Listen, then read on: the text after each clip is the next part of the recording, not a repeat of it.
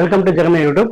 இந்த பதிவில் நம்ம பார்க்க போறது ஏஸ் படத்தோட ரிவ்யூ தான் நம்ம இந்த படத்தில் பார்க்க போறோம். இந்த படத்தை இயக்கிக்கிறது வந்து பாத்தீங்க அப்படின்னா டைரக்டர் ஆறுமுககுமார் இயக்கியிருக்காரு. இவரும் விஜய் சேதுபதிக்கும் இது வந்து பாத்தீங்கன்னா 2வது படம். இவங்க 2 பேரும் இதுக்கு முன்னாடி நடிச்சது ஒரு நல்ல நாள் பார்த்து சொல்றேன் அப்படிங்கிற ஒரு படம் நடிச்சிருந்தாங்க. படம் அது ஃபிளாப். இந்த படம் வந்து பாத்தீங்கன்னா விஜய் சேதுபதியோட யோகி பாபு, புதுமுகமா வந்து ருக்மணி வசந்த், அப்புறம் நம்ம கேஜிஎஃப் ஓட வில்லன் அவினாஷ் ஆகியோர்லாம் சேர்ந்து பப்ளு பிருத்திவிராஜ் இவங்க எல்லாருமே சேர்ந்து நடிச்சிருக்காங்க. படத்தோட ட்ரெய்லர் பார்க்கும்போது வந்து பாத்தீங்கன்னா கேஷினோ, ஒரு லவ், ஒரு ஆக்ஷன் எல்லாம் கலந்து இருக்கிற மாதிரி ட்ரெய்லர் காமிச்சது மாதிரியே படத்துல எல்லாத்தையும் கலவையா கொண்டு கொட்டியிருக்காங்க.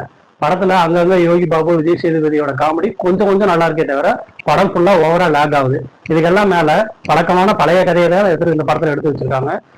பொழப்பு தேடி மலேசியா போற நம்ம விஜய் சேதுபதி அங்க ருக்மணியோட காதல் வயப்பட்டு அவங்களுக்குள்ள பிரச்சனையை தீர்க்கறதுக்காக சூதாட போய் அந்த சூதாட்டத்துல வர பிரச்சனையை எப்படி தீர்க்கிறாரு அப்படிங்கிறதுக்காக அவங்க பிளான் பண்றது என்னன்னு பாத்தீங்கன்னா, மலேசியா கவர்மெண்டோட பணத்தை கொள்ளையடிக்கலான்னு இது பண்றாங்க. அதுவும் நடு ரோட்ல பட்ட பகல்ல அவ்வளவு போலீஸ் இருக்கும்போது இந்த பணத்தை கொள்ளையடிக்கிற மாதிரி நிறைய லாஜிக் விதிமுறைகள்லாம் இந்த படத்துல இருக்கு.